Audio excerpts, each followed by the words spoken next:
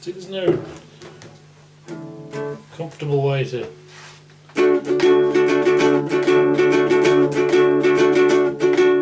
Hello! Hello! I can't play the guitar, it's at the same time. Hello! It's the 40th episode, it's going to be dear me. That was an edit just then. Episode 40, episode 40.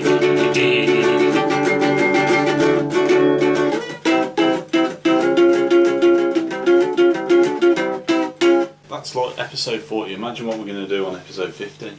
There'll be an explosion. Hello. Hello. Welcome to In the Court of the Wenton King. Today we are reviewing The Chemical Wedding by Bruce Dickinson. Ghost of a Flea. Rewind.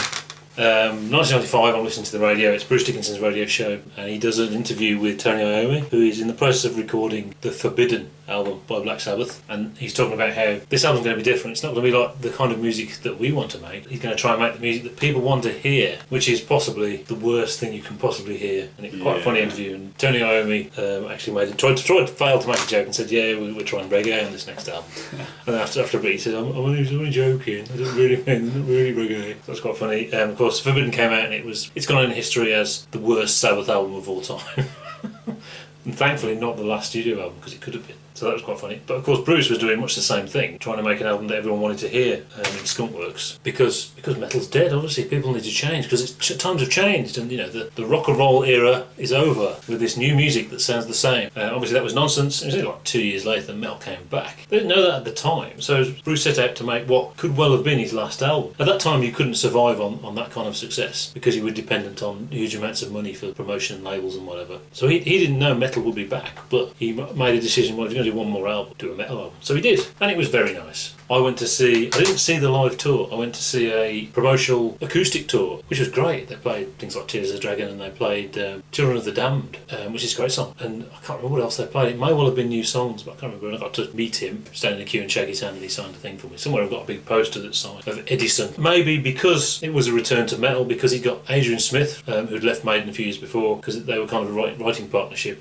Well, I think the record company were behind it for whatever reason. He had good marketing, promotional stuff and things like that. So it was actually a hit. Still, the reviewers didn't understand. Why is he making metal? That's not cool. And it was a bit of a sort of pulling the rug under from Iron Maiden, because it was better than Iron Maiden at the time, really. However, it wasn't enough for me. It wasn't enough to keep me buying his albums. And I didn't go to see the tour, and went off and discovered cooler 70s stuff, and didn't buy the next album, which was a massive error, because the next album is borderline masterpiece, really. I mean, it's a brilliant metal record. If you think about metal records, this is a fantastic album. Well, this is some metal. Importantly, not to be confused with The Chemical Wedding, the film, which is a B-movie. I like it because I like Hammer and things like that, but I'm not going to pretend it's any good. But I think this album, it's the perfect balance of, it's got longevity, it's got some stuff you can read into it and whatever and blah blah blah, but it's instantaneous as well. Just great riffs and great melodies. That's what you need. And overwhelmingly 70s sounding. So whereas bits of this sound like Iron Maiden, which is kind of probably why it didn't completely hook me in. It's a good album, but it's very generic. This doesn't sound like Iron Maiden, rather than just carrying on right back to metal now.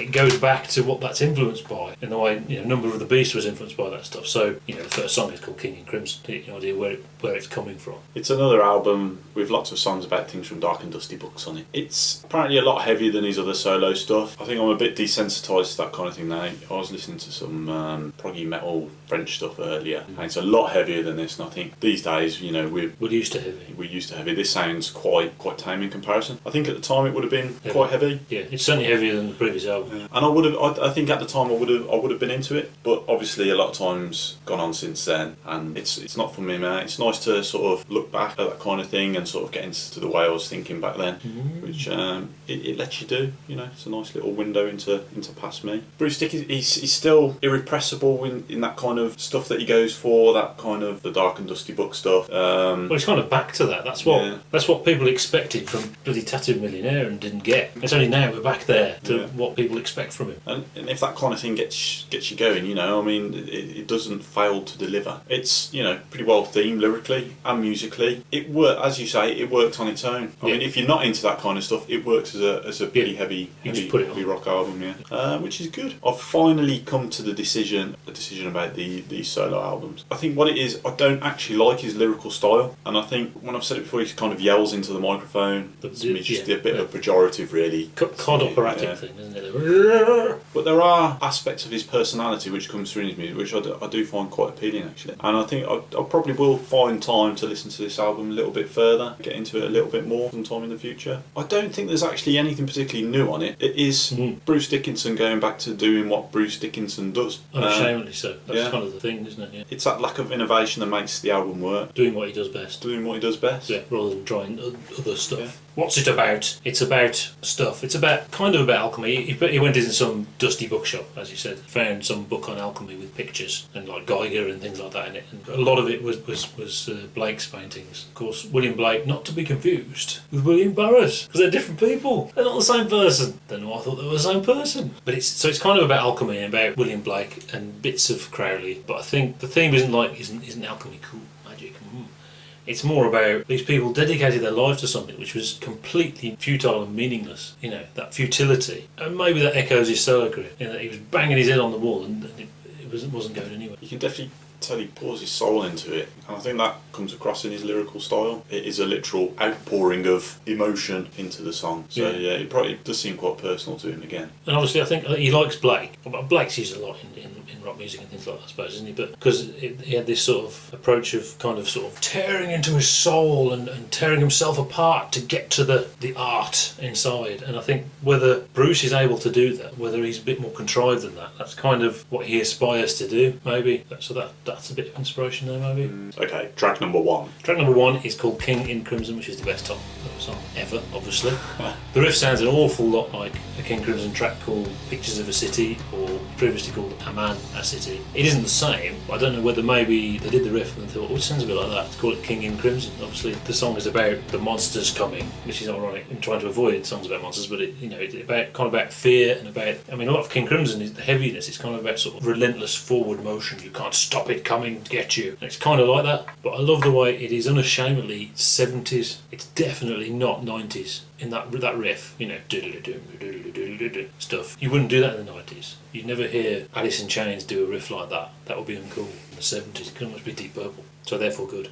Yeah, I quite like the fact that at the start you get like 30 seconds of just the band playing, and you get the sense that this band is actually working well. It's working really well. He's actually found a group of players that can sort of give him some pretty decent music. And then you get this sort of like this sort of growly thing he does at the beginning. I actually think he's struggling to match the heaviness of the music. It's nice that he's doing something different, but it doesn't quite work on that score. But the rest of it's fairly standard Dickinson. I actually thought, because Stephen King's got a character called the Crimson King, which is he derived. The Tower. Yeah.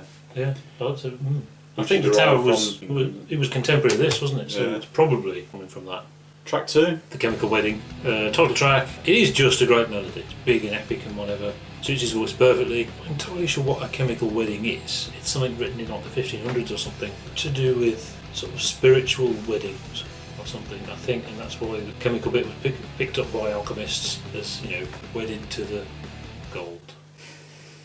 The stuff. Yeah, brilliant song. Yeah, it's a bit more varied. This you get sort of like the light and the dark. Yeah, I actually quite like the light stuff in there. Again, he's sort of in the heavier bits. He's pouring his soul into it, and I just think sometimes a little bit of creativity in his vocal style would sort of finish the song off a little bit more. The sort of passion, he's definitely got the passion and he's got good ideas, but there's just a little bit of creativity needed in the vocal style, and I think it would become much better music.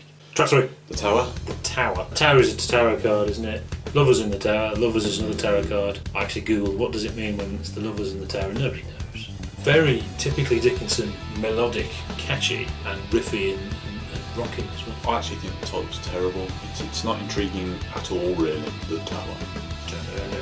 You could have a better title than that. And the tarot thing's a little bit, well, if you're into that, you're into that. Actually, I don't really stick with this one. About halfway through I turn off, which is a shame because there's a guitar solo-y bit after the first half. I've already turned off by then. Right, yeah. And the guitar solo is not bad. Some of the guitar playing is quite interesting on this because you've got Roy Z and you've got Adrian Smith. So Adrian Smith is doing Adrian Smith, so he sounds like he does in Iron Maiden. Sometimes Roy Z plays like Roy Z. Sometimes he sounds just like Dave Murray.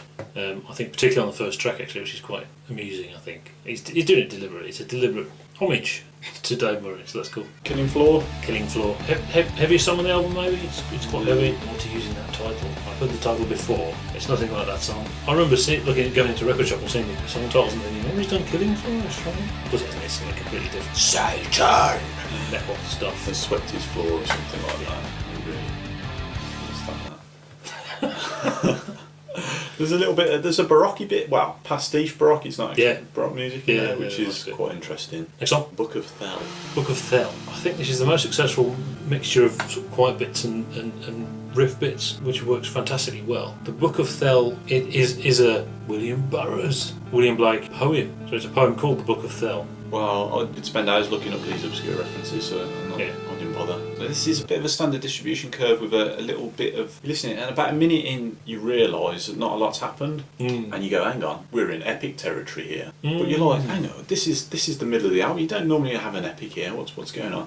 And then you get that feeling of epicness, and then the vocals kick in, and it goes a bit flat again, and then you get about halfway through, bass guitar comes in, and it signals like the solo sections, and they're really good. That is brilliant. Yeah, that's the best part of the song. Is a little bit. Yeah. So you sort of like it starts a bit flat, then it comes up to the solo sections, and then as you come out of the solo section, it sort of returns to similar style as the first one, but and then finishes. Yeah, and you've got the spoken William Blake stuff at the end, which is by Arthur Brown. It's Arthur Brown reading the poetry stuff, which is very cool. I believe he did a couple of things of a similar vein which influenced Bruce. Next track is Get to Urizen. Urizen's another Blake thing.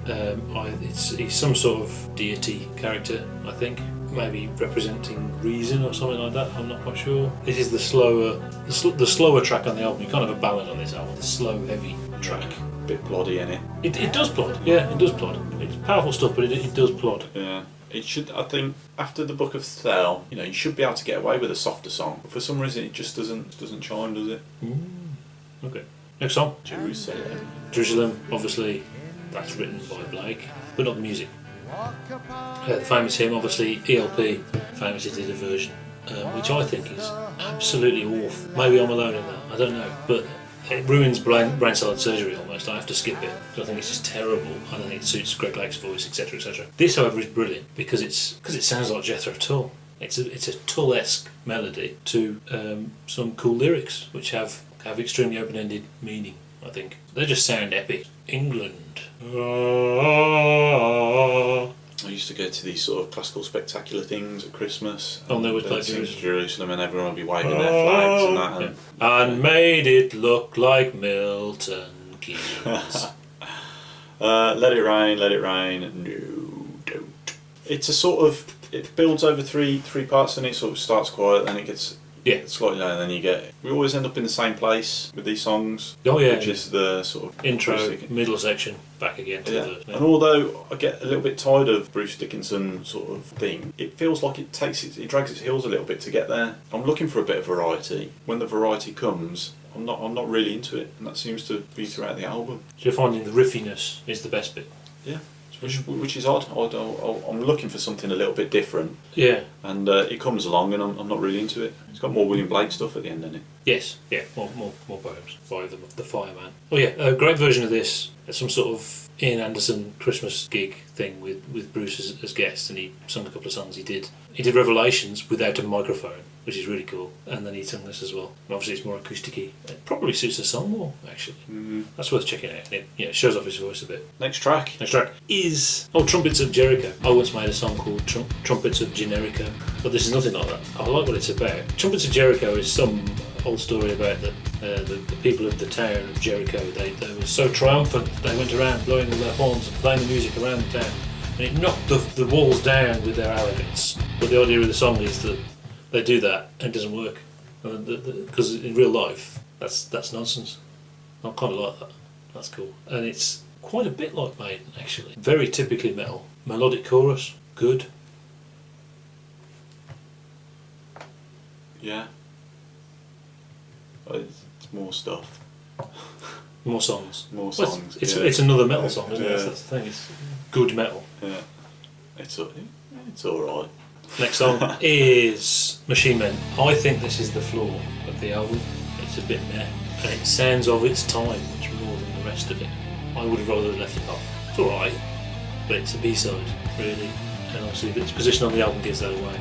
That's interesting, because I do agree with you. I wasn't sure if it was actually the quality dipping or fatigue setting in, because I definitely started to get the sense of fatigue in Trumpets of Jericho. See, to me, without that, you've got a very high level all the way through. There's no filler. As I say, I'm looking for something different, but when it comes along, it doesn't quite. However, for me, Alchemist is fantastic. It is a pseudo reprise of Chemical Wedding, and you can tell, and it melodically there's links between the two, but it sort of resolves melodies and things like that, and it's slow. And when we're talking about how Great Urizen is supposed to be slow, but it kind of plods a bit, this doesn't have that problem. This is big and epic and ending. Obviously, then we have the proper reprise of Chemical Wedding, which works fantastically. Unfortunately, it goes straight into the bonus track, and the quality drops tremendously on the bonus track, so that's really annoying. But other than that, I think this is a fantastic album. I think it's a masterpiece. I think I've ummed and ahed about saying this. But I'm going to play it safe and say this is better than 90% of any Maiden. It's better than any Metallica album. I don't agree with that. Well, you like Metallica, don't you? Those are some big words, man. I mean, I'll take that over the Black Album. I mean, obviously early Metallica was very, very good, but I'd take that over the Black Album because the Black Album was big and dumb and you know. No comment. Yeah, so I'm going to give this album, I'm going to give it 6 eggs.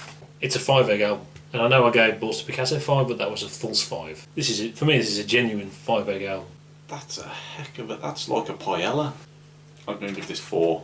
4 egg album. And that's that's a substantial omelette as well. That is quite substantial. Yeah. So thanks for watching Bruce Dickinson. We're back with a one-off next week, followed by a new band. Who could that be? And we're going to go completely in another direction, obviously, because that's a good thing. After that, we'll be doing something interesting with Pink Floyd. We haven't decided yet. We're not just going to do... Okay, we're not going to review Dark Side of the Moon. Okay, because that would be silly. Okay, so give us some likes. See you soon. Thank you.